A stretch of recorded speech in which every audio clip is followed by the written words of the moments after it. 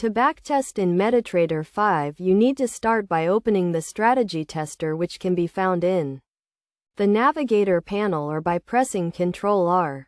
This will open the strategy tester window where you can configure the backtesting parameters. First, select the expert advisor you want to test from the list of available experts. Then choose the symbol and the time frame you want to test on. You also need to select the model for the backtest. You can choose between every tick, control points, and open prices only. Next, you need to select the date range for the backtest. You can choose a specific date range or select a predefined period.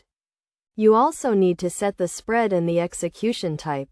You can choose between instant execution and request execution.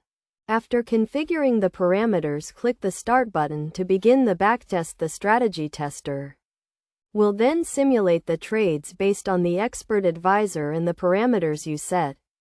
Once the backtest is complete, you can view the results in the strategy tester window.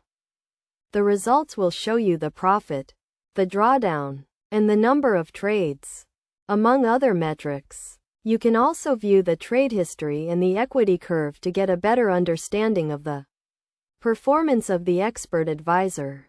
It is also important to use multiple backtesting methods to validate the results, such as walk-forward optimization and Monte Carlo analysis.